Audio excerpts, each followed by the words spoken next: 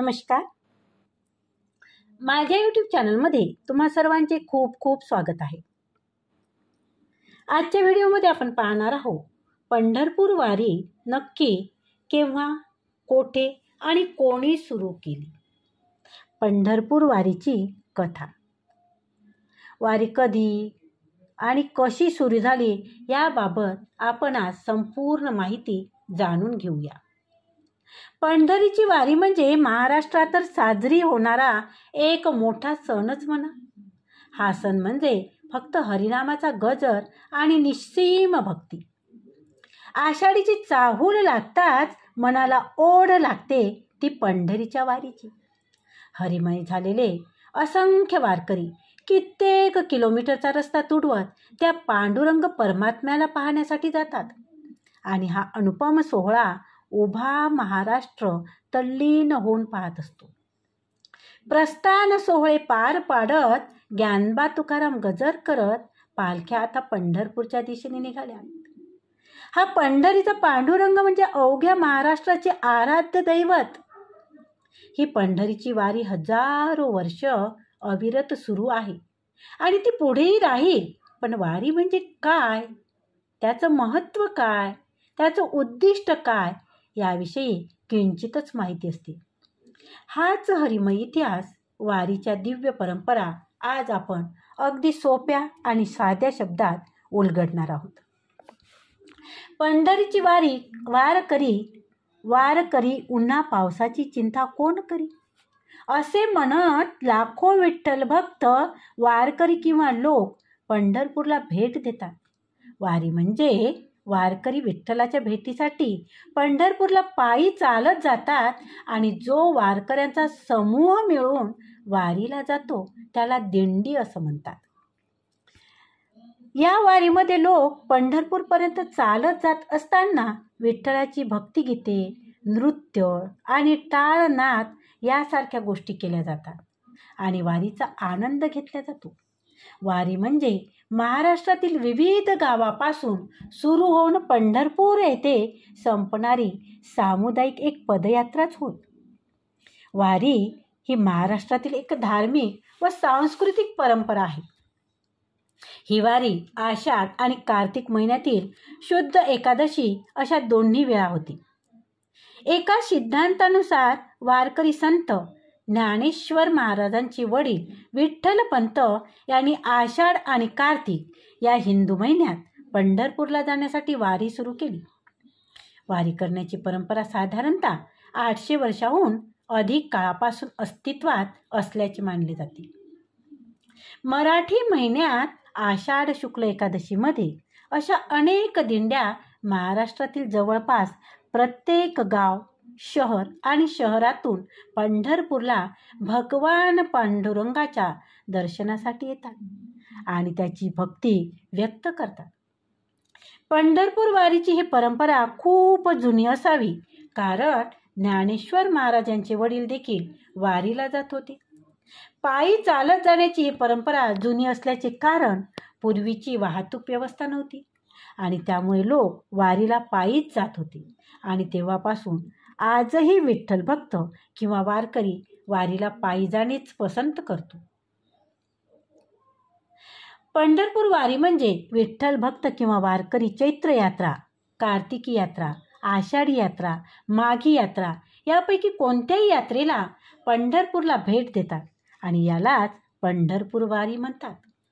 या वारीमध्ये वारकरी विठ्ठलाच्या भेटीसाठी पंढरपूरला पायी चालत जातात आणि जो वारकऱ्यांचा समूह मिळून वारीला जातो त्याला दिंडी या नावाने ओळखले जाते. या वारीमध्ये लोक पंढरपूरपर्यंत चालत जात असताना विठ्ठलाची भक्ती, नृत्य आणि टाळनाद यासारख्या गोष्टी केल्या जातात आणि वारीचा आनंद घेतला जातो. संत ज्ञानेश्वर आणि संत तुकाराम यांची दिंडी हजारो दिंड्यासह पंढरपूरला येतात आणि संपूर्ण महाराष्ट्रातील सर्व दिंड्या वाखरी गावातील संत नगरी या ठिकाणी एकत्र येतात. या सर्व दिंड्या आषाढ शुद्ध दशमीच्या दिवशी एकमेकांना भेटतात. त्याच दिवशी संध्याकाळी सर्व भक्त आपापल्या दिंड्या हळूहळू पंढरपूरकडे निघतात.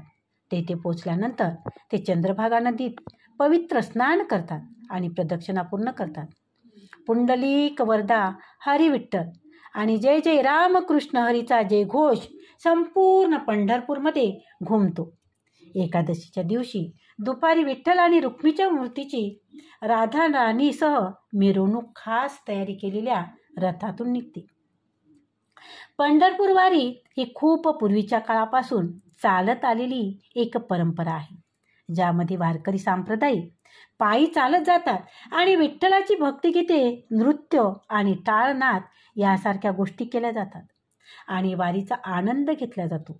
इसवी सन 1685 तुकारामाचे धाकटे सुपुत्र नारायण बाबा हे नाविन्यपूर्ण मनाने पालखीची ओळख करून दिंडी वारीच्या परंपरेत बदल घडून आणण्याचे ठरवले. संत तुकारामाच्या चांदीच्या पादुका त्यांनी पालखीत ठेवल्या आणि ती दिंडी घेऊन आळंदी या ठिकाणी निघाली. तेथे त्यांनी त्याच पालखीत संत ज्ञानेश्वराच्या पादुका ठेवल्या आणि तेव्हापासून इसवी सन 1830 पर्यंत ही परंपरा दरवर्षी पाळली जात होती. पण त्यानंतर अनेक अधिकारामुळे तुकाराम कुटुंबात वाद होत होते. या कारणास्तव लोकांनी जुळ्या पालखीची ही परंपरा खंडित करून आळंदीहून ज्ञानेश्वर पालखी आणि देहूहून तुकाराम पालखी अशा वेगळ्या पालखीचे आयोजन करण्याचा निर्णय घेतला. ही जुनी परंपरा आजही चांगल्या प्रकारे चालविली जाते आणि सध्या दरवर्षीप्रमाणे 43 पालखी पंढरपूरला येतात. वारीचे तीर्थयात्रेचे मुख्य 4 प्रकार आहेत.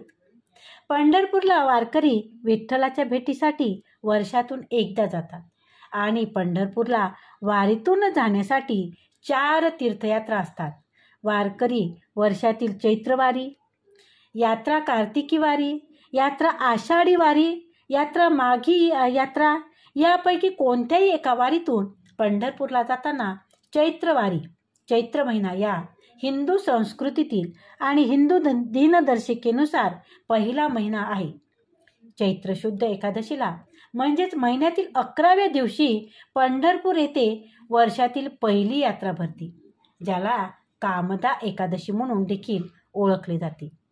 आणि एकादशी दिवशी देखील विठ्ठल भक्त, वारकरी आणि भाविक मोठ्या प्रमाणात गर्दी करतात आणि विठ्ठलाचे दर्शन घेतात.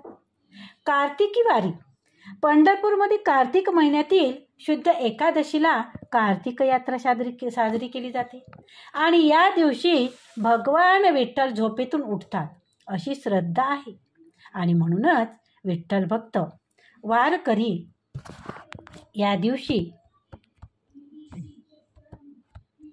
पंढरपूरला विठ्ठलाचे दर्शन घेण्यासाठी जातात. यामध्ये उत्सवाचा एक भाग म्हणून चंद्रभागा नदीच्या काठावर सर्व भाविक एका ठिकाणी येऊन कीर्तन आणि भजन साजरे करतात आणि बहुतेक आदल्या दिवशी भाविकांची गर्दी असते आणि रात्रभर जागरण केले जाते. माघी यात्रा हिंदू मराठी महिन्याप्रमाणे माघ हा एक हिंदू संस्कृतीतील महिना आहे आणि माघी यात्रा ही माघ महिन्यातील शुद्ध एकादशीला भरते आणि या एकादशीला जया एकादशी म्हणून ओळखले जाते आणि याच दिवशी भगवान विठ्ठल झोपेतून उठतात अशी श्रद्धा आहे आणि म्हणूनच विठ्ठल भक्त वारकरी पंढरपूरला विठ्ठलाचे दर्शन घेण्यासाठी जातात. यामध्ये उत्सवाचा एक भाग म्हणून चंद्रभागा नदीच्या काठावर सर्व भाविक एका ठिकाणी येऊन कीर्तन आणि भजन साजरे करतात आणि बहुतेक आदल्या दिवशी भाविकांची गर्दी असते. रात्रभर जागरण केले जातात. माघी यात्रा हिंदू मराठी महिन्याप्रमाणे माघ हा एक हिंदू संस्कृतीतील महिना आणि माघी यात्रा ही माघ महिन्यातील शुद्ध एकादशीला भरते आणि या एकादशीला जया एकादशी म्हणून ओळखले जाते. इतर दिवसाप्रमाणे या दिवशी पंढरपूरचे संपूर्ण वातावरण भक्तिमय असते आणि या दिवशी देखील पंढरपूरमध्ये वारकऱ्यांची गर्दी पाहायला मिळते. आषाढी यात्रा वर्षातील सर्वात मोठी आणि पंढरपूरमध्ये मोठ्या प्रमाणात जमणारे विठ्ठल भक्त या यात्रेमध्ये पाहायला मिळतात. तीर्थयात्रेचा आणखी एक हंगाम आषाढी एकादशी म्हणून ओळखला जातो. भाविकांसाठी या तीर्थक्षेत्राला अनन्यसाधारण महत्त्व आहे. यावेळी पंढरपुरात वारकरी मोठ्या संख्येने जमतात आणि या एकादशीला देवाशयनी एकादशी म्हणून ओळखले जाते. असे म्हटले जाते की या आषाढी एकादशी दिवशी विठ्ठलाची निद्रा सुरू होते. तसेच दिवसापासून चातुर्मासाचे पवित्र काळ सुरू होतो. या काळात विठ्ठलाच्या पूजेसाठी शक्य तेवढा वेळ घालवतात. आषाढी एकादशीच्या काळात मंदिर दिवसाचे 24 तास सर्व भाविकांसाठी खुले असते. संत ज्ञानेश्वर आणि संत तुकाराम यांची दिंडी हजारो दिंड्यासह पंढरपूरला येतात आणि संपूर्ण महाराष्ट्रातील सर्व दिंड्या वाखरी गावातील संतनगरी या ठिकाणी एकत्र येतात. या सर्व दिंड्या आषाढ शुद्ध दशमीच्या दिवशी एकमेकांना भेटतात. त्याच दिवशी संध्याकाळी सर्व भक्त आणि आपापल्या दिंड्या हळूहळू पंढरपूरकडे निघतात. तेथे पोचल्यानंतर ते चंद्रभागा नदीत पवित्र स्नान करतात आणि प्रदक्षिणा पूर्ण करतात. पुंडलिक वरदा हरी विठ्ठल आणि जय जय रामकृष्ण हरीचा जयघोष संपूर्ण पंढरपूर घुमतो. एकादशीच्या दिवशी दुपारी विठ्ठल आणि रुक्मिणीच्या मूर्तीची श्री राधा राणीसह मिरवणूक खास तयारी केलेली रथातून निघते. या मिरवणूक प्रदक्षिणा मार्गाने जाते. हा संपूर्ण उत्सव आषाढ शुद्ध पौर्णिमेच्या दिवशी संपतो. याला गोपालकाला असेही म्हणतात. पालखी कोणी सुरू केली? इसवी सन 1685 मध्ये संत तुकारामाचे धाकटे पुत्र नारायण बाबा यांनी पालखीची सुरुवात केली. त्यांनी वारी परंपरेत बदल घडवायचा होता. त्यांनी तुकारामाच्या चांदीच्या पादुका ठेवल्या आणि दिंडीसह आळंदीला गेले आणि त्याच पालखीत संत ज्ञानेश्वराच्या पादुका ठेवल्या.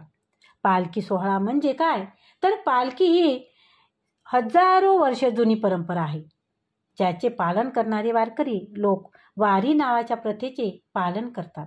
दिंड्यामध्ये वाऱ्यांचा समूह एकत्र येऊन गाणे, नृत्य आणि ज्ञानबा तुकारामाचा जयघोष करून लोक हा उत्सव साजरा करतात.